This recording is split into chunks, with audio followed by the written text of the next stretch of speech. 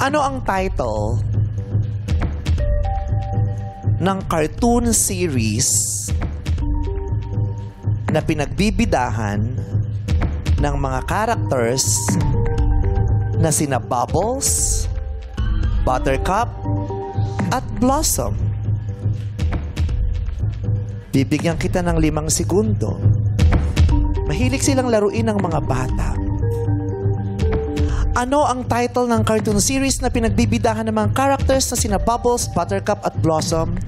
5 seconds to answer for 100,000 pesos. Ang sagot ni Jane ay... Powerpuff Girls!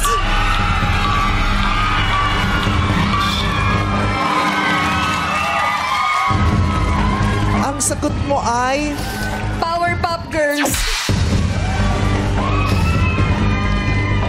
Ang tinatanong ko ay... Ano ang title ng cartoon series? Title. Ang sinabi mo ay... Powerpuff Girls. Powerpuff Girls ba ang title?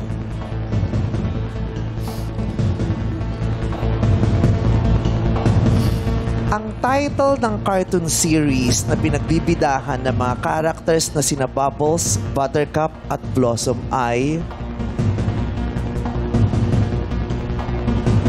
The Powerpuff Girls. But we will accept Powerpuff Girls!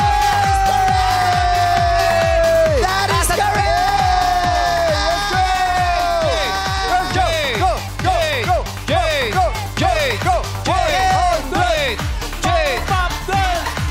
Ayan! Ate! Talikod ka, pre! Paano mo nalaman yung sagot sa tanong na yun? Talikod ka, pre! Paano mo nalaman yun, Jane? Ayan, oo! Sa lagot Baka mo! imposible. Pinapasagot ko siya, ikaw sumasagot. Paano mo nalaman? May clue ba? May clue? Pinapanood ko po siya dati. Tapos gusto ko po talaga yun na ipatato nga dapat namin yung magbabarkada. Ipapatato ang Powerpuff Girls. Baka matuloy na to kasi...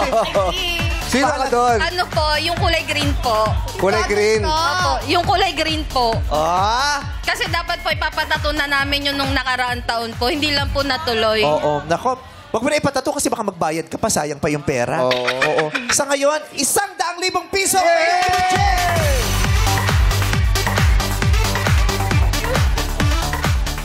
Jane, itong mga nakalipas na panahon, nakalipas na taon, kung hindi mo mamasamain ang pagtatanong ko, magkano ng pinakamalaking perang nahawakan? Yung nakuha ko lang po sa SSS ng asawa ko po. Yung Yung- burial, Opo. yung death benefits. Kasi hindi po, hindi po kasi yung company. Oo. Tumulong po. Wala po akong nakuha sa company. So mga magkano? Mga 20 plus, 30 plus? Magkano? Yung sa hulog lang niya po sa SSS. So magkano nakuha Nasa mo? 100,000 po mahigit. 100,000. Oh, buti na lang nakapaghulog yung asawa mo, no? Sa company po. Hindi po yun kompletong nahuhulog ng company. Yun lang po talaga nahulog nila. Kaya pinagawa ko po yun sa bahay namin.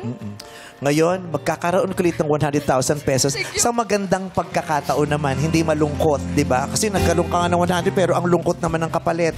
Ito, magandang kapalit. Nagustuhan mo bang karanasan mo dito? Sobra po. Kasi alam ko, hindi ako pinabayaan ng asawa ko.